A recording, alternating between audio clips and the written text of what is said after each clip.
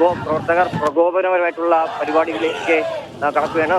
റോഡിലേക്ക് കടന്ന് പോലീസ് കെട്ടിയ ബാരിക്കേഡും മറ്റുമൊക്കെ, അതായത് വാഹന ഗതാഗതം തടഞ്ഞുകൊണ്ട് പോലീസ് വെച്ച ഈ ട്രാഫിക് പോലീസിന്റെ ഉപകരണങ്ങൾ തകർക്കുന്ന ഒരു സ്ഥിതിയാണ്. പോലീസ് വെച്ചിരുന്ന സ്റ്റോപ്പേജ് മറ്റുമൊക്കെ എടുത്ത് റോഡിൽ നിന്ന് താഴെ എടുത്ത ഒരു സ്ഥിതിയാണ് ഇപ്പോൾ കാണാൻ കഴിയുന്നത്. ഇത് പാളയം ജംഗ്ഷന് മുന്നിൽ പ്രവർത്തകർ കൂടി ഈ കെട്ടിയിരുന്ന സാധനങ്ങളൊക്കെ തന്നെ എടുത്ത് നടത്തുന്ന കാഴ്ചയാണ് കാണാൻ കഴിയുന്നത്. പ്രവർത്തകരാരും തന്നെ തിരിഞ്ഞു പോകാൻ തെരുവ് യുദ്ധത്തിലേക്ക് കാര്യങ്ങൾ കൊണ്ടുവന്നെത്തിക്കുന്ന രീതിയിലേക്കുള്ള ഒരു സമര പരിപാടിയിലേക്കാണോ ഇവർ പോകുന്നതെന്ന് സംശയിക്കേണ്ടിയിരിക്കുന്നു.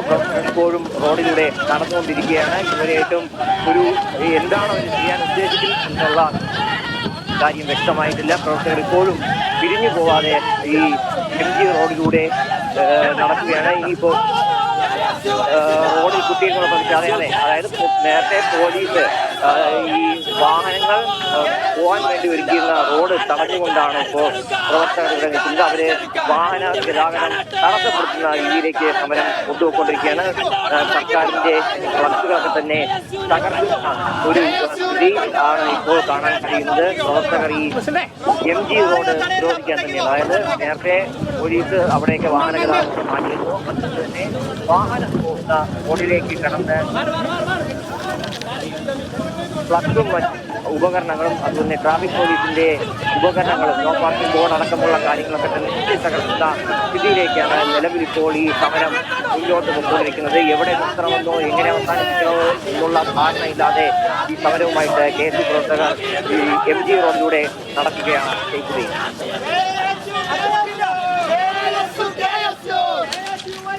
റോഡ് ഉപരോധിച്ചുകൊണ്ടുള്ള സമരത്തിലേക്കാണ് പ്രവർത്തകർ കടക്കുന്നത്. വഴിയോരങ്ങളിലുള്ള SFIയുടെയും DYFIയുടെയും CPMന്റെയും ഒക്കെ കൊടിത്തോരണങ്ങളും ഫ്ലക്സുകളുമൊക്കെ നശിപ്പിക്കുന്നതിൻ്റെ ദൃശ്യങ്ങളും കാണാം. വീണ്ടും ഒരു സംഘർഷത്തിലേക്ക് കാര്യങ്ങൾ നീങ്ങുന്നു എന്ന് കാണേണ്ടി വരും. നിയമസഭയിലേക്കുള്ള മാർച്ച് കവാടത്തിന് മുമ്പിൽ ബാരിക്കേഡ് വെച്ച് പോലീസ് തടഞ്ഞു. അവിടെ ഒരു മണിക്കൂറോളം നേരം സംഘർഷാവസ്ഥ തുടർന്നു. പോലീസിനെതിരെ കല്ലും വടിയും അടക്കമുള്ള വസ്തുക്കൾ എറിഞ്ഞുകൊണ്ടും പ്രകോപനപരമായ മുദ്രാവാക്യങ്ങൾ മുഴക്കിക്കൊണ്ടും പ്രവർത്തകർ അവരെ തുടരുന്നതാണ് നേരത്തെ നമ്മൾ കണ്ടത്. പോലീസ് 15 തവണ ജലപീരങ്കി പ്രയോഗിച്ചു. പക്ഷേ ടിയർ ഗ്യാസിലേക്കൊന്നും പോലീസ് കടന്നില്ല.